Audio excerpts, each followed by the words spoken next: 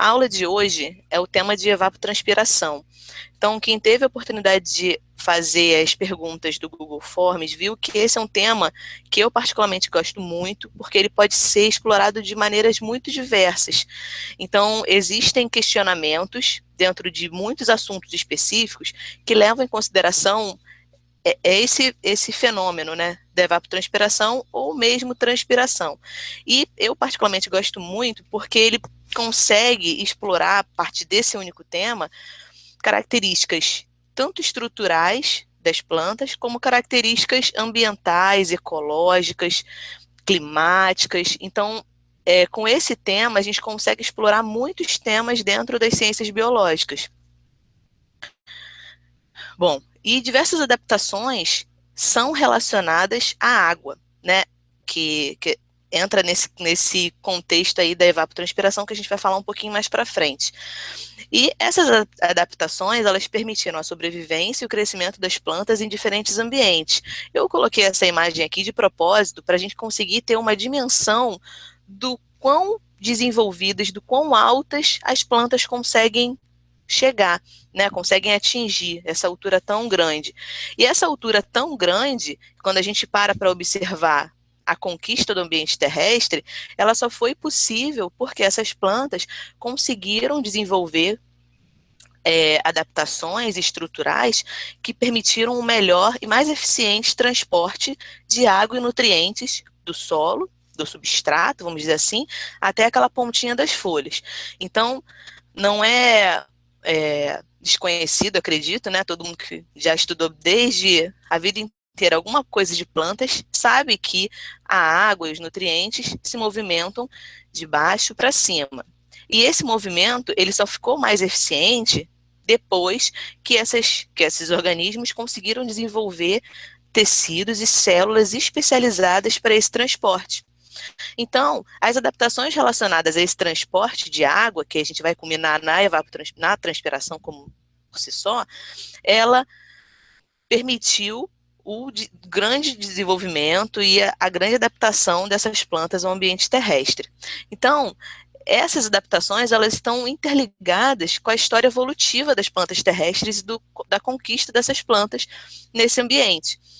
E aí, esse sucesso, ele está relacionado à água em diferentes contextos, tanto na obtenção da água, no transporte da água, na independência da água para a reprodução e na restrição das perdas hídricas. Essas perdas hídricas é justamente o tema da aula de hoje, né? A gente vai focar nesse assunto específico.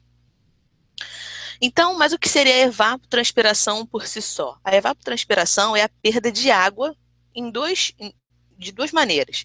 É a perda de água do solo por evaporação e a perda de água da planta por transpiração.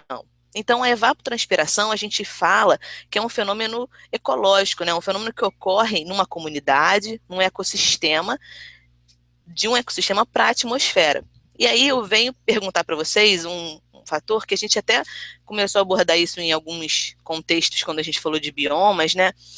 Essa evapotranspiração, ela vai ocorrer justamente onde tem essa água disponível para ser perdida. Então, ambientes com grande escassez de água têm baixíssima taxa de evapotranspiração. E ambientes muito úmidos têm excesso, tem altas taxas de evapotranspiração.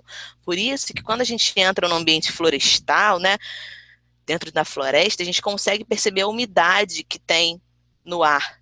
Essa umidade, ela vem justamente da evapotranspiração, a perda de água do solo e a perda de água a partir das plantas. E a evapotranspiração, ela é baixíssima em ambientes secos, caatinga, cerrado. Então, quando a gente pensa em evapotranspiração, pensa assim, né, pela lógica rápida. Ah, esse ambiente está seco porque está perdendo muita água. Mas não, ele nem tem água para perder. E aí, antes da gente falar de todo o movimento da água, né, das plantas, vamos dizer assim, do solo, passando pelas plantas e saindo, perdendo essa água a partir das plantas, a gente precisa falar da água como um todo, quais são, o que tem nela, o que tem nessa estrutura e nas propriedades que permitem com que ela seja assim tão importante para as plantas. E esse é um assunto tão amplo que justamente ele pode ser explorado em 3, 4 aulas. Então, dentro dessa característica de água, a gente fica muito tempo justamente falando dessa estrutura e das propriedades especiais dela. Muitos ecossistemas, eles são diversificados porque em relação à quantidade de água disponível. Isso a gente viu muito nos biomas, né? Mas o que essa água tem de especial? Ela é um solvente de amplo espectro, ela tem alto calor específico, alto calor latente de vaporização e tem uma imensa resistência à tensão. Reparem que dessas 4 características eu destaquei aí a resistência à tensão, que é justamente o fator, a propriedade que hoje vai ser importante para a gente compreender como que essa água se movimenta por dentro do corpo da planta. Então, essa resistência à tensão, ela vai ser, né, vai ocorrer por conta dessas pontes de hidrogênio que conferem essa propriedade para a água.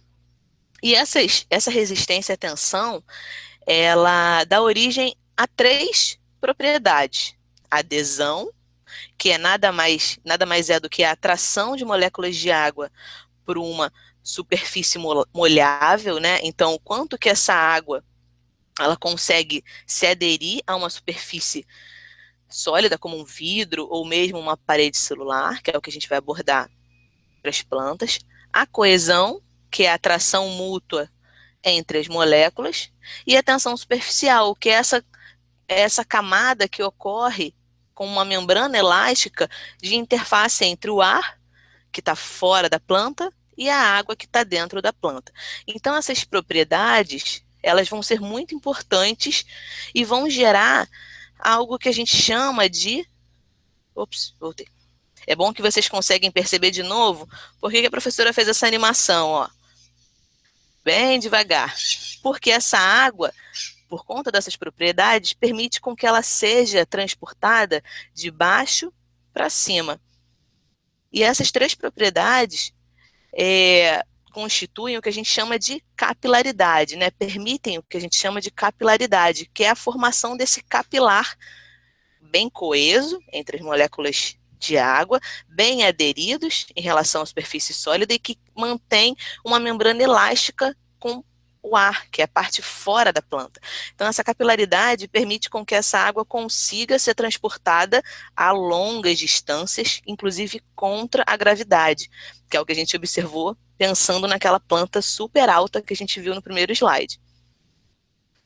Bom, mas para a água se deslocar dentro do corpo da planta, ela precisa entrar no corpo da planta, né? E como que essa água consegue se deslocar do substrato para dentro do corpo da planta?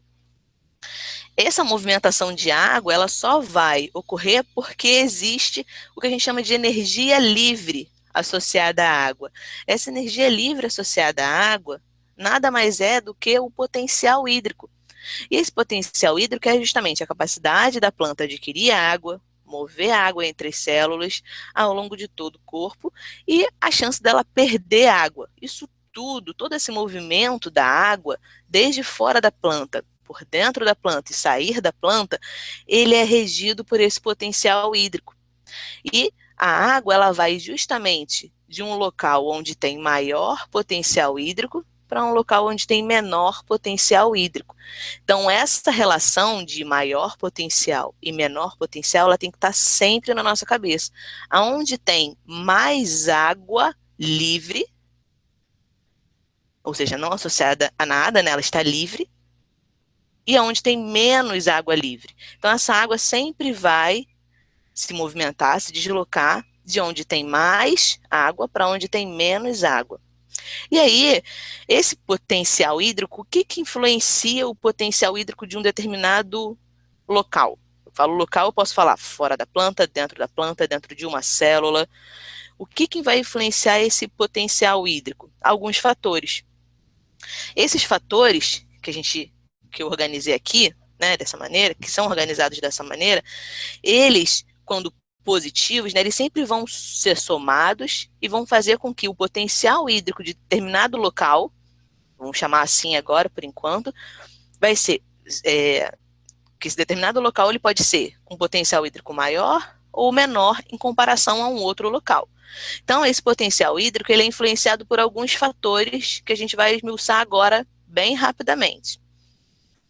Bom, então esse potencial hídrico, ele é principalmente influenciado pelo potencial osmótico, ou seja, a quantidade de solutos que tem nesse local. Quanto mais soluto tem nesse local, menos água disponível para ser deslocada. Concordam? Então, se tem muito soluto, tem menos água e tem maior potencial hídrico. Então, esse potencial osmótico aqui, quando ele é muito alto, significa que tem muito soluto. E tendo muito soluto, então imagina que isso tudo aqui é zero. Uma situação bem hipotética. Tudo aqui, todos os outros fatores são zero. Ou são iguais entre os dois ambientes.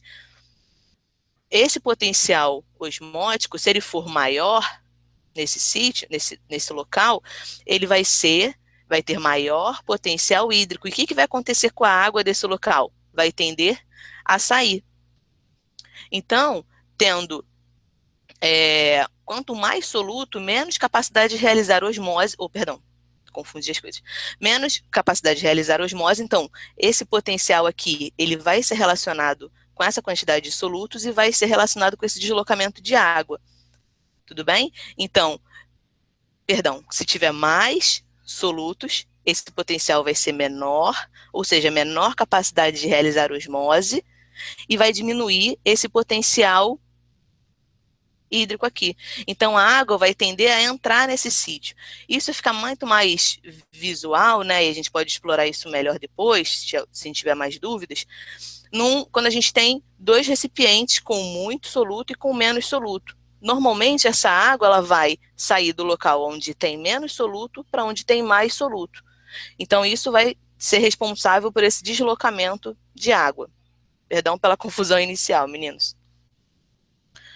Bom, o segundo fator é esse potencial de pressão. E esse potencial de pressão, essa pressão hidrostática, ela é de duas maneiras, ela pode ser observada de duas maneiras. Quando essa pressão hidrostática ela é maior do que zero, a gente fala que está existindo aí uma pressão de turgor.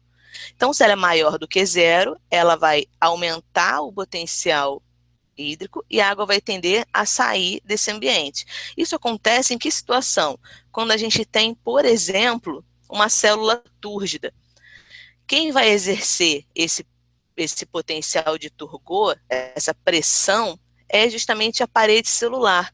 Inclusive, alguns textos, né, na literatura associam essa pressão de turgor como pressão de parede. Essa pressão de turgor, ela acontece quando tem uma célula vegetal aqui, normal, vamos dizer assim, né, em equilíbrio com o ambiente. Se começa a ocorrer muita entrada de água aqui dentro dessa célula, a parede celular ela vai exercer uma pressão positiva em relação a essa célula. Então, ela vai meio que apertar essa célula, vamos dizer assim, ela vai exercer uma pressão. Exercendo uma pressão, sem variar nenhum dos outros fatores, essa água vai tender a sair dessa célula. Então, essa parede celular faz com que as células vegetais não estourem, né? O que acontece nas células animais, por exemplo. Quando esse potencial de pressão ele é negativo, esse potencial de pressão negativo, ele acontece muito quando a gente observa a movimentação da água por dentro das células que são especializadas nesse transporte. Então, essa pressão hidrostática negativa faz com que, numa célula acima, vamos dizer assim, isso acontece muito em células acima, faz com que nela o potencial hídrico esteja menor e a água saia de uma célula para ela. Então, esse potencial de pressão, essa pressão hidrostática, ela pode acontecer tanto de maneira positiva como negativa. Numa célula em equilíbrio, como essa aqui, a gente considera que a pressão está igual a zero. Bom, tanto o potencial mátrico como o outro potencial, que a gente vai falar mais à frente, eles são mais associados com a água fora do corpo da planta, vamos chamar assim.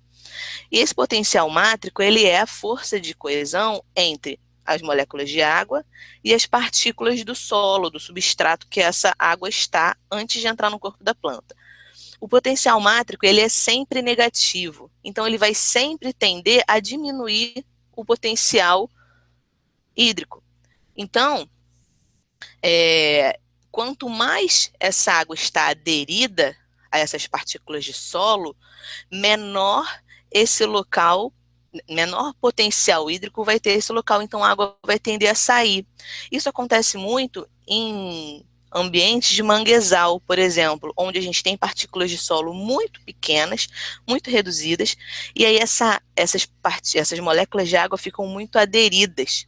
Então esse solo ele fica encharcado. A água nesses solos não é facilmente absorvida pelas plantas. A gente já falou um pouquinho disso quando a gente abordou manguezal, né, e a gente chamou isso de seca fisiológica, né, isso é chamado de seca fisiológica, quando existe muita água num determinado substrato, mas essa água não consegue estar disponível para a planta, justamente porque, se a gente levar em consideração apenas esse potencial, né, essa entrada de água de maneira não ativa, vamos dizer assim, sem sem uma estrutura proteica de membrana que faça esse transporte, sem um canal, essa água ela vai tender a sair da planta. Então, nesses ambientes de manguezal, as plantas que conseguem se desenvolver nesses ambientes, elas precisam ter características que diminuam o seu próprio potencial, né? Então, elas normalmente acumulam solutos, né? Normalmente elas têm algumas estruturas que permitem a aeração interna delas, fazendo com que esse potencial mátrico, que é tão negativo para o solo, influencie menos e permita a entrada de água no corpo da planta. E a última característica que influencia esse potencial hídrico é o potencial gravitacional, que é a força da gravidade, né? Então, em locais onde existe muito esse escoamento da água, onde essa água fica ali pouco disponível próximo às raízes de absorção, essa água ela acaba não ficando disponível por conta da força da gravidade. E em que ambiente a gente consegue observar fortemente esse impacto do potencial gravitacional da água no solo, da água do substrato? Justamente nos ambientes de restinga, quando essa água ela é muito drenada, né, para o fundo, e ela não fica ali. Então, esse substrato ele fica muito seco. Então, esse potencial, ele vai, esse fator, ele vai fazer com que a água tenha mais dificuldade de entrar no corpo da planta. Tudo bem?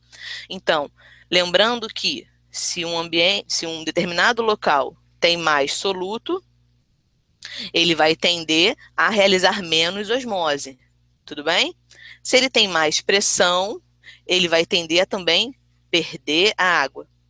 Se ele tem um potencial mátrico e um potencial gravitacional, um ambiente, né, tem um potencial mátrico e um potencial gravitacional muito negativos, essa água também vai tender a não entrar no corpo da planta. Bom, isso a gente vai conseguir explorar melhor quando for para os assuntos, mais específicos ao longo da aula. Então, começando, a gente viu que essa água, ela vem primeiro para um momento de absorção, depois ela tem a ascensão e a transpiração. Começando pela absorção, essa água então é absorvida pelas raízes.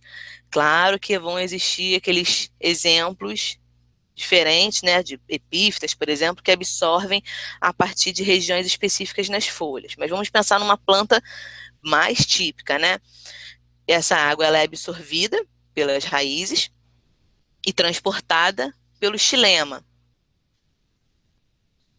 Essa água ela pode entrar, principalmente, vamos chamar assim, por duas vias diferentes, né? Elas entram pelos pelos radiculares ou pelos demais tipos celulares da epiderme. Esses pelos radiculares ou tricomas nada mais são do que células mais desenvolvidas, vamos dizer assim, células maiores, mais tubulares, que vão aumentar essa superfície de contato com a água disponível aqui no ambiente. Então, essa água ela vai ter dois caminhos principais, vamos chamar assim por enquanto. Então, ela pode entrar pela via apoplástica, ou seja, por fora das células. Essas células aqui que compõem a raiz, né, o tecido radicular. Percebam aqui, num corte, aqui está a raiz. E se a gente cortar essa raiz, a gente vai ver ela num plano transversal e vai enxergar mais ou menos isso.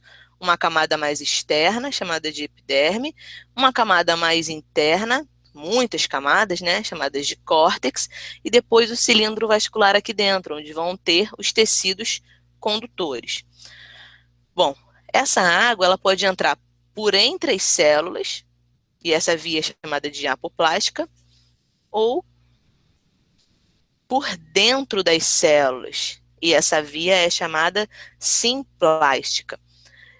De modo geral, a via apoplástica é mais rápida, concordam? Ela não precisa passar por dentro das células, entrar em contato com várias organelas celulares, então normalmente o transporte é mais facilitado pela via apoplástica, é mais rápido.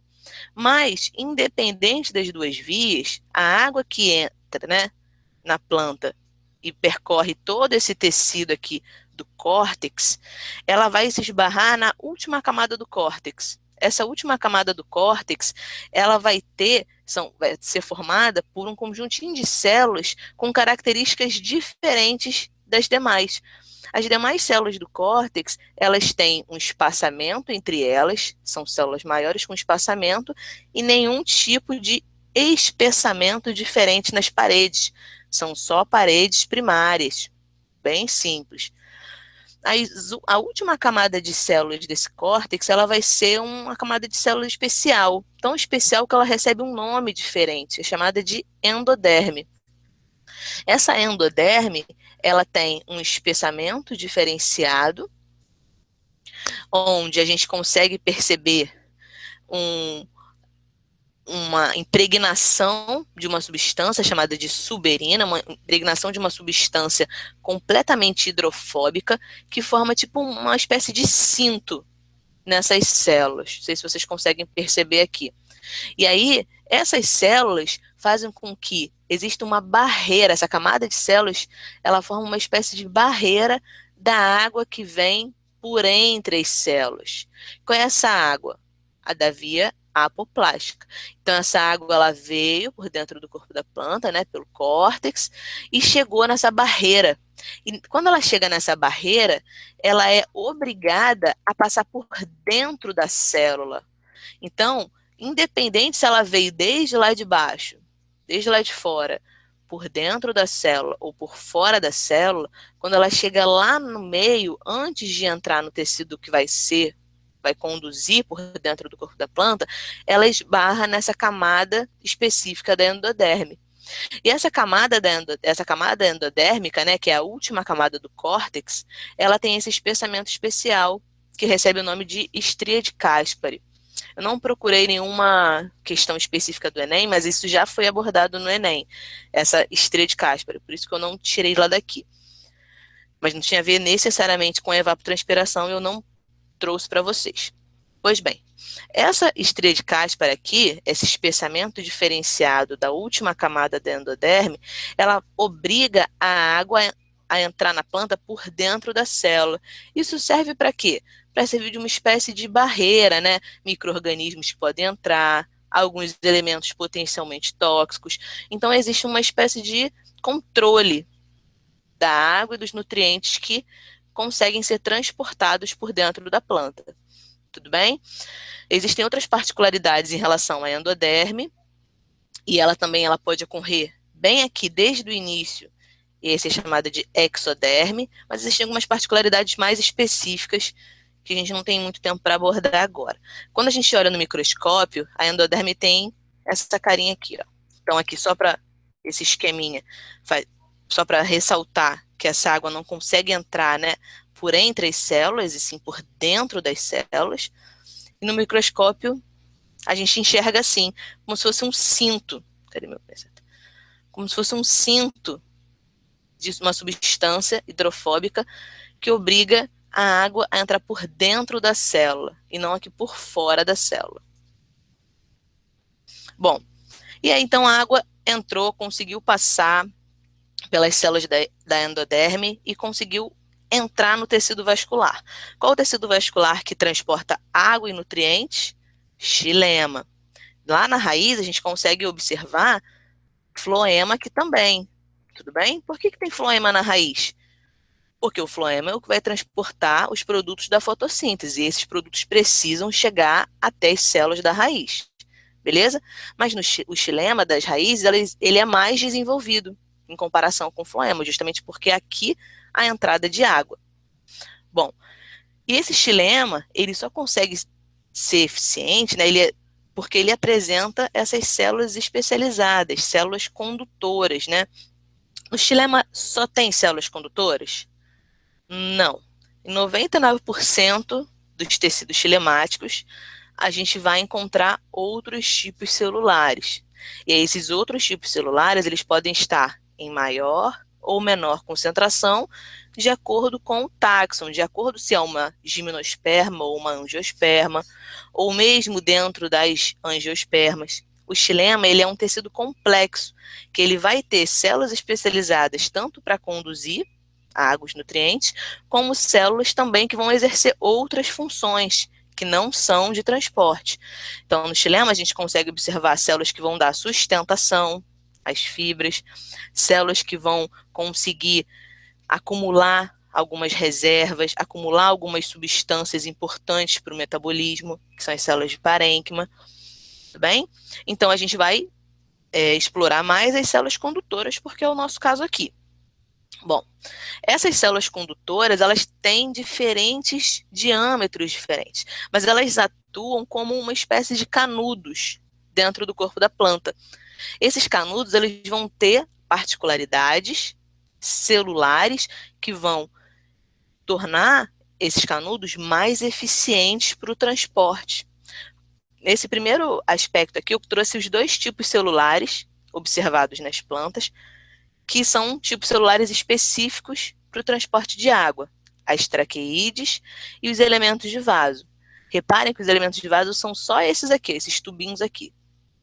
Então, aqui a gente tem o que a gente chama de vaso, né, que é o conjunto de elementos de vaso. E aqui a gente tem uma única traqueíde. De modo geral, a gente já observa que o canudo, vamos dizer assim, traqueíde, é muito mais fino e mais alongado do que o canudo elemento de vaso, beleza? E aí a quantidade de água transportada, ela é sensível a esse raio, a esse tamanho desse canudo. Então, se o tubo, né, ele é duplicado, a quantidade de água aumenta 16 vezes. Então, o que nos mostra? Que esses elementos de vaso transportam maior quantidade de água, mas, em compensação, tem menor segurança nesse transporte. Como ele é muito grande, tem maior dificuldade em relação à força que vai ter que ser exercida para essa água subir, e também mais probabilidade de entrada de bolhas, de ruptura dessa camada, porque é uma camada muito, com um diâmetro muito grande desse fluxo de água. Então, a gente fala que existe um ponto de compensação entre ter um tubo estreito e um tubo mais largo. Além disso, esses tubos, e eu falo isso tanto para as traqueídes como para os elementos de vaso, esses dois tipos celulares, eles vão ter duas características principais que vão tornar esse movimento da água eficiente. O que acontecia com as plantas que não tinham esse tecido especializado? São as briófitas, né? Eles não tinham xilema e floema verdadeiros. A partir das pteridófitas, que vão vir são as plantas vasculares, é que a gente vai observar esses tecidos vasculares, xilema e floema. Bom, nas briófitas, o que acontecia é que esse movimento de água e nutrientes e até os movimentos dos produtos da fotossíntese ocorriam célula a célula. Então, essas células, elas eram completas, tinham todas as suas organelas celulares. Essas células especializadas, né, especializadas no transporte, elas vão ter duas particularidades diferentes das demais. Elas vão sofrer apoptose, que é a morte celular programada, ou seja, elas vão perder completamente o seu conteúdo celular. Então, essas células são células que a gente pode chamar de células mortas, porque elas só vão ter parede celular, e essa parede celular ela vai ser muito espessada. Então, além da parede primária, que ocorre em todas as células das plantas, essas células vão ter também paredes secundárias. E paredes secundárias, normalmente, são impregnadas por lignina, que é uma substância hidrofóbica. Por que é importante a gente ter uma célula especializada no transporte de água que não tenha nenhum conteúdo celular e que tenha um espessamento muito forte? Porque essa água ela vai ter que percorrer por dentro do corpo da planta contra a força da gravidade e nenhuma barreira física poderia, qualquer barreira física poderia influenciar nesse transporte. Então essas células elas se tornam verdadeiros canudos muito rígidos, com paredes impregnadas por uma substância hidrofóbica, ou seja, qual a importância da substância hidrofóbica? Não permitir que a água passe, né, por essas paredes, que essas paredes elas sejam uma espécie de vidro, como a gente viu lá no início da aula, que permitam com que essas moléculas de água consigam ficar aderidas a essa superfície molhável. Então essas paredes celulares elas suportam a pressão da subida de água contra a gravidade e essa perda do protoplasto faz com que esse caminho seja completamente desobstruído. Essas características elas vão ser essenciais para essas células conseguirem transportar. Olha o que eu falei para vocês, essas células são células mortas, mas o xilema em si não é um tecido morto. Então, muitos livros, principalmente livros do ensino fundamental, eles falam, a madeira é um tecido morto, o xilema é um tecido morto. Não é. Como eu falei lá no início, o xilema é um tecido complexo formado por células que conduzem e células que não conduzem. As células que não conduzem, que principalmente as que têm um metabolismo mais acelerado, né, que produzem certas substâncias importantes para o corpo da planta, como as células parenquimáticas, são células vivas. Bem? Então, dentro do xilema, a gente tem células mortas, principalmente as associadas à condução. Bom, e essa subida de água, ela vai chegar até as folhas. Mas o que está acontecendo nas folhas que faz com que essa água acabe se perdendo para fora do corpo da planta e ocorra o fenômeno da transpiração? Então, lembra que a gente viu que a transpiração é justamente a perda de água do solo a partir das plantas, né? Então, essa água ela entrou nas plantas, percorreu todo o caminho da planta, chegou na folha e se perdeu. Essa água ela é importante para chegar na folha por qual motivo? Qual o fenômeno que está acontecendo na folha que faz com que essa água ela seja essencial para a planta? Fotossíntese. Então, nas células das folhas, a gente tem parênquima clorofiliano, lotado de cloroplastos, lotados de clorofila e outros pigmentos que vão ser essenciais para o fenômeno da fotossíntese. E a água, ela chega nessa fotossíntese justamente para repor, né, isso depois tiver alguma aula de fotossíntese dentro desse projeto Enem, já teve até, acho que foi a Inês que falou, essa água ela vai ser essencial para repor o elétron perdido após a oxidação, né, das moléculas de clorofila. Então, essa água ela é essencial para o processo fotossintético como um todo, beleza? Bom, então essa água ela chega aqui por um motivo. Ops. E aí, no que essa água ela chega aqui, percebam só, a partir desse gráfico, existe um momento um pouquinho anterior, né, dessa água entrando, que a água se perde. Repara só nesse gráfico, que interessante. Ocorre primeiro a transpiração e depois a absorção. O que esse gráfico aqui nos mostra? Que primeiro a planta perde água para depois a planta absorver água. Estão conseguindo perceber aqui? O pico de transpiração ele acontece um pouco antes do pico de absorção. Então, só olhando esse gráfico aqui, a gente já consegue compreender qual é a teoria que justifica, que explica essa subida de água da planta. Nada mais é do que a perda de água por transpiração, que faz com que todo esse capilar consiga subir por esse canudo contra a força da gravidade. E o nome dessa teoria é chamada de teoria coesão-tensão, ou seja, essas moléculas bem coesas conseguem ser transportadas por meio de uma tensão, né, por meio de uma força de sucção que ocorreu lá nas folhas. Então, essa subida de água se dá por essa força que puxa essa água da raiz até as folhas, beleza? Mas como que ocorre essa puxada de água, vamos chamar assim, né?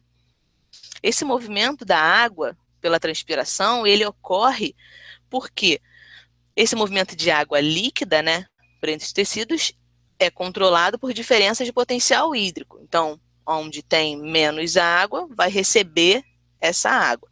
Essa pressão negativa das folhas, elas se desenvolvem na parede celular. Deixa eu voltar só aqui para vocês verem. Na parede celular, essas células que compõem essas folhas, então existe uma força que vai sugar essa água do xilema para essas folhas, para essas células. Então vai exercer uma pressão negativa, fazendo com que essa água entre nessas células. Então a água é puxada por entre os espaços, né? Seja ele do xilema ou entre os tipos celulares dessas folhas. Então aqui, ó, a gente consegue ver que na superfície dessas células existe uma força muito grande, uma tensão superficial muito grande. E aí isso vai fazer com que essas células recebam a água que vem a partir das células especializadas do xilema. Deixa eu ver se eu tô. E aí, essa água é puxada para dentro das folhas e para dentro das células das folhas. Já a água que sai, né, desses espaços aqui, ela sai na forma de vapor. E 95% da água, né, que é transportada, ela é eliminada pelos estômatos. Isso porque existe esse arranjo radial, vamos voltar aqui rapidinho, esse arranjo radial das microfibrilas de celulose que vão compor essa parede celular, faz com que esse entrelaçamento de fibras aumente ainda mais essa força de sucção. Então, esse arranjo das microfibrilas, elas vão ocorrer justamente também nessas células que vão compor o estômato, e esse estômato, por ter uma característica diferenciada, eles vão se abrir de maneira, vão permitir a abertura de uma fenda. Vou explicar mais um pouquinho. Bom, de modo geral, essa água que sobe até as células, até as folhas, elas vão ser eliminadas pelos estômatos, mas os estômatos abriram por quê? Porque essa abertura, ela vai ocorrer para que entre CO2. Então, nas plantas, isso a gente consegue observar desde o momento de adaptação das plantas e conquista do ambiente terrestre, que essas plantas, para elas conseguirem se desenvolver nesse ambiente, elas precisaram fazer uma espécie de impermeabilização no seu corpo. Então, essa impermeabilização, ela fez com que essas plantas perdessem menos água, né, para o ambiente que era seco, um ambiente terrestre. Mas, em compensação, não permitia a entrada de CO2, que é justamente o composto que faz, que é o inicial de todo esse processo fotossintético. Então, essa total impermeabilização, vamos dizer assim, seria um problema. E aí, qual foi o primeiro passo para essas plantas conseguirem também se adaptar no ambiente terrestre? Ter células especializadas lá nas suas folhas, ou seja, no órgão que vai realizar a fotossíntese, e essas células conseguissem abrir um buraco verdadeiro no corpo da planta e esse buraco fosse capaz de entrar o CO2. Então, todo esse buraco do estômato, nessa fenda, esse estilo, ele só se abre para a entrada de CO2. Então, normalmente, esse mecanismo de abertura e fechamento, ele é controlado por fatores ambientais. Se tem luz suficiente, abre o estômato para a entrada de CO2. Se a temperatura está favorável, abre o estômato para a entrada de CO2. Se tem CO2 suficiente do lado de fora, abre para a entrada de CO2. Se tem água suficiente para ser perdida, abre o estômato para a entrada de CO2. A gente ainda vai explorar melhor essa perda de água. Pois bem, esses estômatos, eles vão se abrir justamente porque essas células especiais presentes na epiderme das folhas, elas têm um formato diferenciado, essas células guarda, e apresentam um espessamento diferenciado da parede. Então, reparem aqui que essa parede mais externa é fina, delgada, e a parede mais interna, que vai estar em contato com a fenda, ela é mais espessada. Percebam aqui.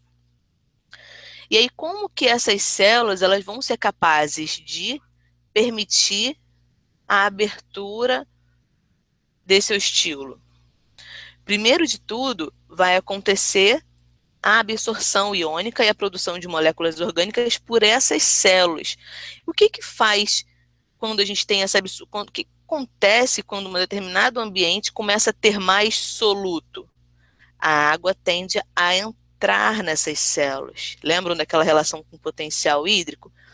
Então, se essas células têm mais soluto, elas vão ter um menor potencial hídrico, menos condição de fazer osmose, de perder água. Pelo contrário, elas vão receber água. Então, essa absorção iônica e a própria produção de moléculas orgânicas nessas células guarda faz com que as células que estão ao lado, as células subsidiárias ou demais células da epiderme, dependendo do táxon, consigam transportar, movimentar água para essas células. Fazendo isso, mais água entra nas células guarda. Só que, como essas células guarda, elas têm uma característica anatômica especial, né? Por aqui ter uma parede muito espessada e aqui ter uma parede muito fininha. Quando essa água entra, o que acontece com essa parede aqui? Logo se expande. E o que acontece com essa parede mais interna? Ela fica firme. Então existe uma força aqui que faz com que ela não se expanda para cá também. Então, tendo esse espessamento diferenciado nos dois lados, faz com que essa célula se expanda para cá, né? E permita a abertura desse estilo. Tudo bem? Na aula, certamente, a gente deveria ter uma super encenação em relação à abertura desses estômatos. Mas o que a gente precisa saber agora para entender justamente como essa água se perde? Todo esse buraco, toda essa fenda, esse estilo, ela se abriu por que razão? Para a entrada de CO2. Esse estômato, ele abriu para conseguir subir água? Não.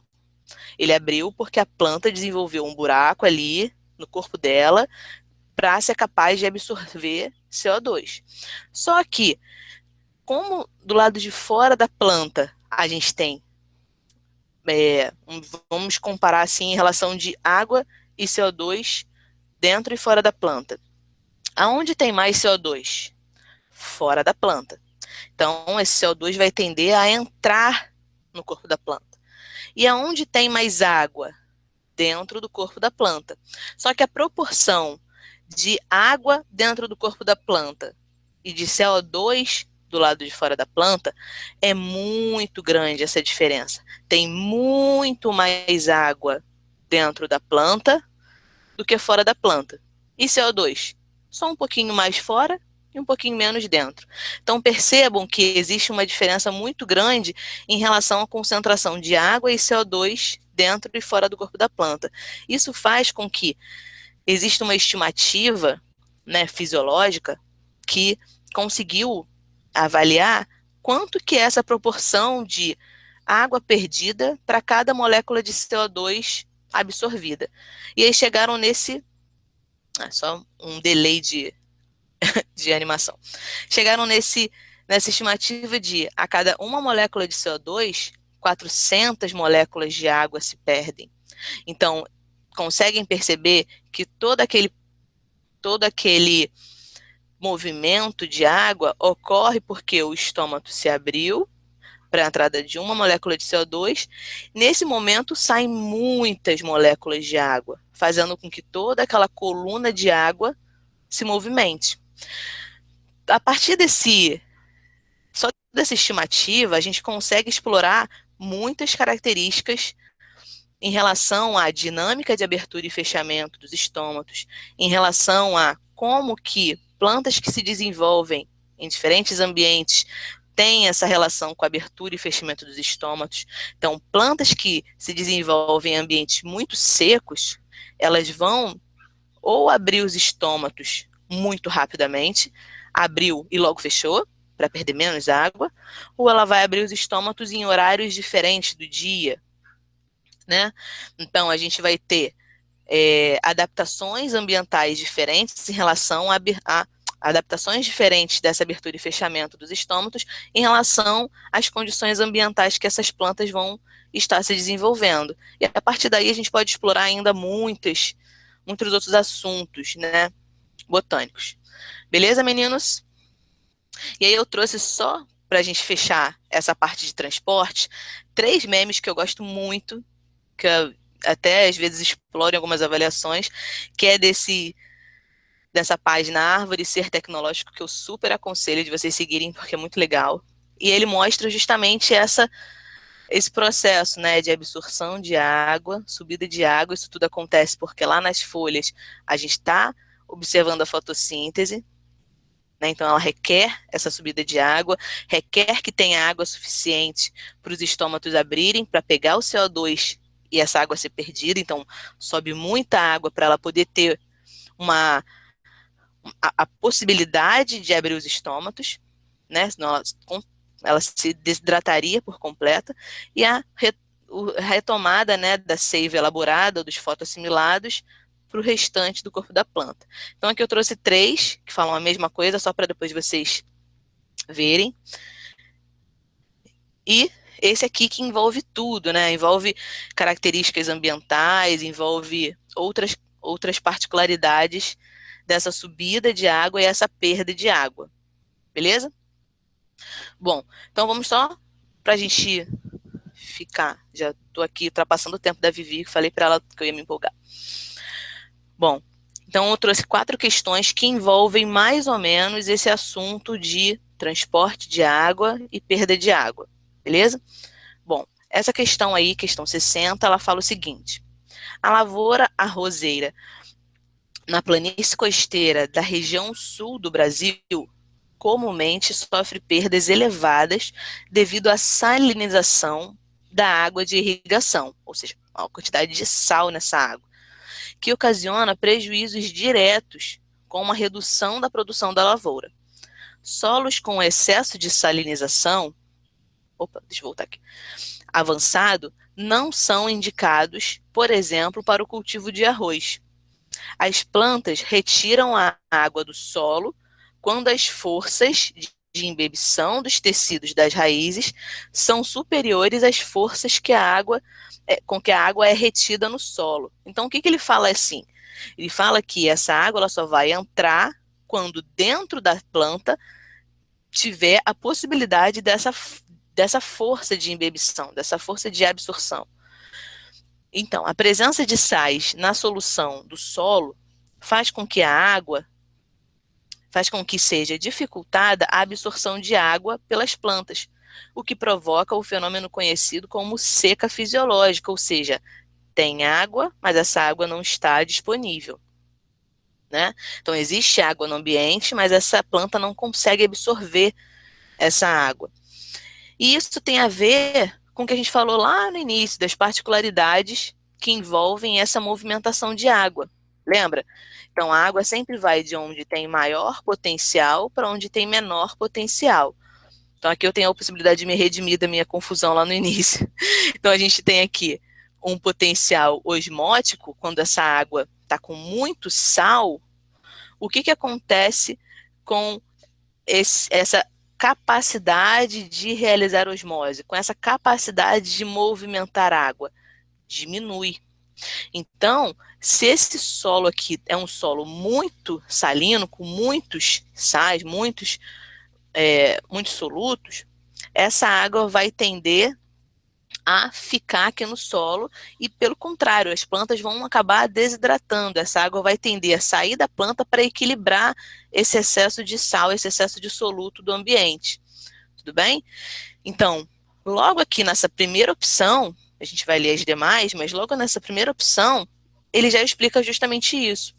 O aumento da salinidade, em que a água do solo atinge uma concentração de sais maior do que as células das raízes, impedindo assim que a água seja absorvida. Justamente, o sal fora da planta, ele vai estar tão alto que essa água não vai se movimentar dele para dentro da célula. Pelo contrário, vai tender até a desidratar essa planta para equilibrar o sal que está no ambiente. Beleza? Quando a gente olha as outras opções, aumento da salinidade, em que o solo atinge um nível muito baixo de água. Não.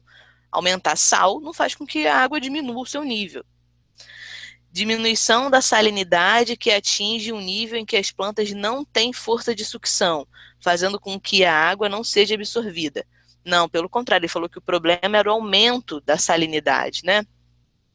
Bom, aumento da salinidade que atinge um nível em que as plantas têm muita sudação. O que é sudação? Transpiração. Não tendo forças para sucção, não tendo força de sucção para superá-la. Pelo contrário, ele envolveu todos os assuntos aqui de maneira errada, né? Se aumenta a transpiração, mais força ela teria de sugar essa água. Então, não é o caso. Diminuição da salinidade também a gente nem precisa ler, porque ele falou que o problema era excesso de sal. Então, aqui a gente já tem que a opção mais correta é aumento de salinidade, em que a água do solo atinge uma concentração de sais maior que as células das raízes das plantas, impedindo que a água seja absorvida. Quem foi meu aluno quando eu falei esses assuntos, certamente viu esse esquema, e se isso acontecer de novo, os meus alunos na época que já tinham esse esquema é super antigo, eles se emocionaram, porque a gente bate o olho e fala, eu conheço esse desenho aqui. Justamente porque esse desenho é o que eu mais utilizo nas aulas de transpiração. Eu não usei hoje de maneira por esse objetivo, né? De maneira estratégica, para a gente não abordar ele antes. Mas, só olhando por aqui, a gente já vê que ele fala de um mecanismo de entrada e saída de água. Então, vamos ver.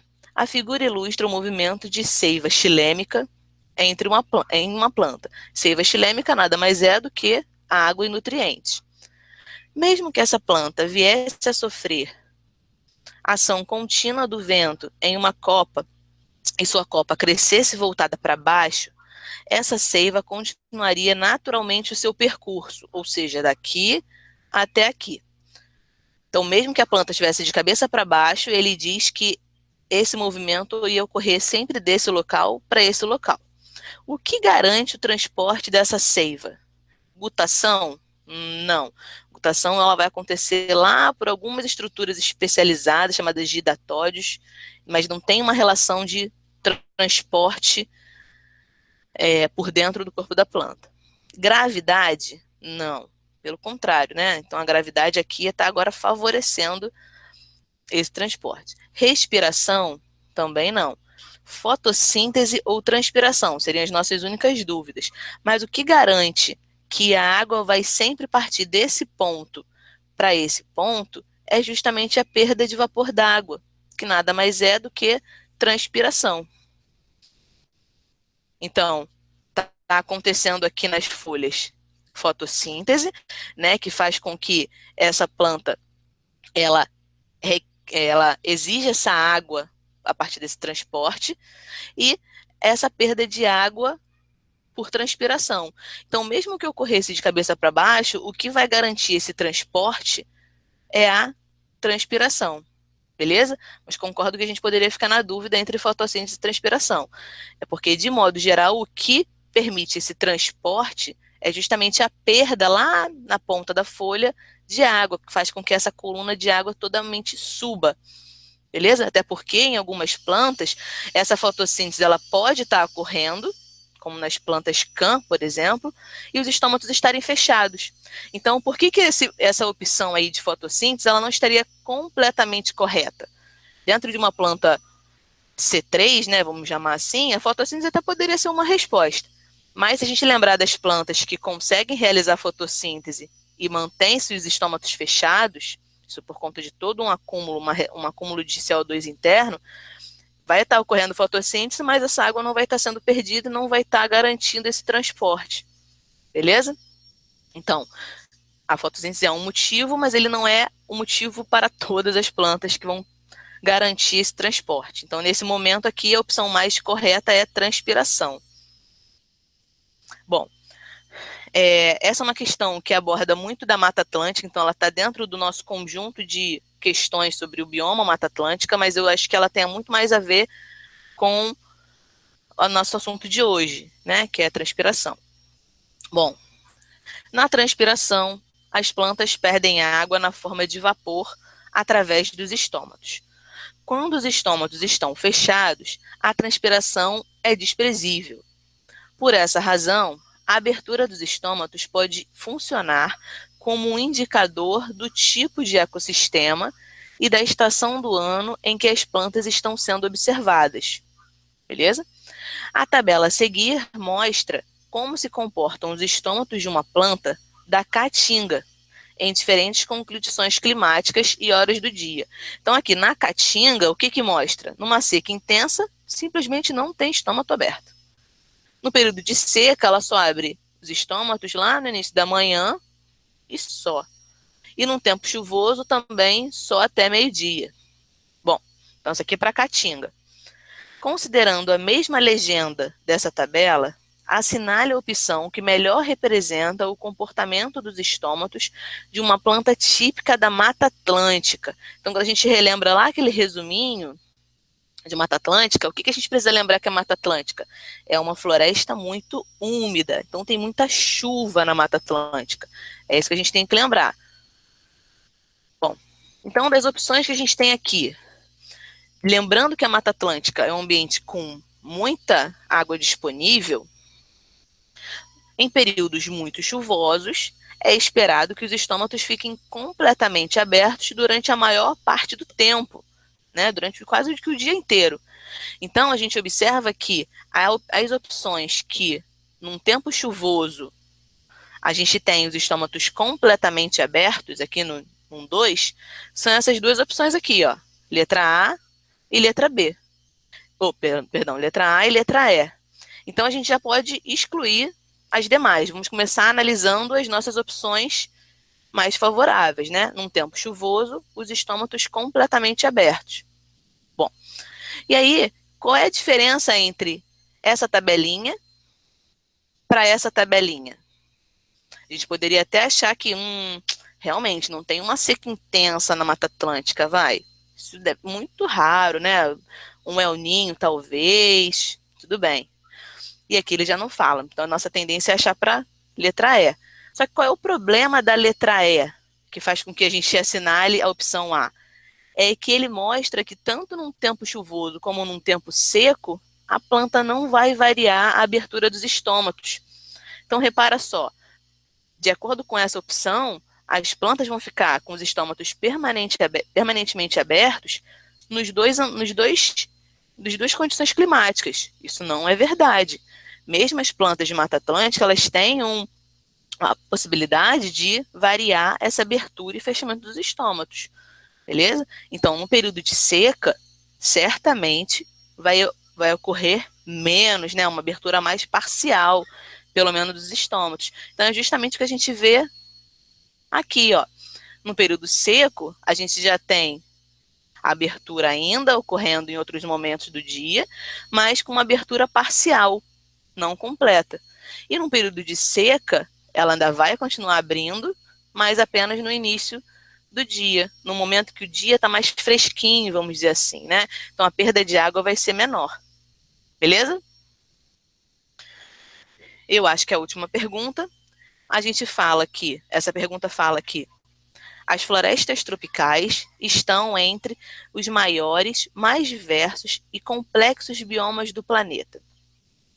Novos estudos sugerem que eles sejam potentes reguladores do clima, ao provocarem um fluxo de umidade para o interior dos continentes, fazendo com que essas áreas de floresta não sofram variações extremas de temperatura e tenham umidade suficiente para promover a vida. Um fluxo puramente físico de umidade do oceano para o continente, em locais onde não há floresta, alcança poucas centenas de quilômetros. Ou seja, o que ele fala?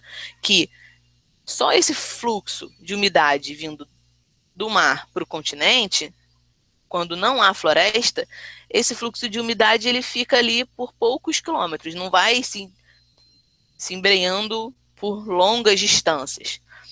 Verifica-se, porém, que as chuvas sobre as florestas nativas não dependem da proximidade do oceano. Essa evidência aponta para a existência de uma poderosa bomba biótica de umidade em lugares como, por exemplo, a bacia amazônica. Então, como é que era a bacia amazônica? Mega úmida, lembra daquele videozinho, inclusive, que a gente viu? Devido à grande e densa área de folhas, as quais são evaporadores otimizados. Essa bomba consegue devolver rapidamente a água para o ar, mantendo ciclos de evaporação e condensação que fazem com que fazem a umidade chegar a milhares de quilômetros para o interior do continente. Então, isso aqui tem muito a ver com o que a gente viu na última aula, né, do bioma de biomas, onde essa floresta ela faz com que ocorra uma umidade muito grande. Então, isso foi muito explorado naquele vídeo que a gente viu. E aí a pergunta é: as florestas crescem onde chove ou chove onde crescem as florestas? Então, de acordo com esse texto, quais são as opções aqui? Onde chove a floresta? Onde a floresta cresce, chove. Onde há oceano, há floresta. Quase uma questão de português. Apesar de chuva, a floresta cresce. No interior do continente, só chove onde há floresta. A opção aqui mais correta é justamente a que leva em consideração que onde tem uma floresta, chove, né? Então não é o contrário, não é onde chove que nasce floresta. Essa floresta ela que vai ser responsável justamente pela manutenção das chuvas. Então as árvores puxam a água do solo, liberam vapor de água através de suas folhas, gerando esses rios atmosféricos que a gente viu muito na aula passada. Então aqui a opção mais correta é essa B aqui, onde a floresta cresce, chove.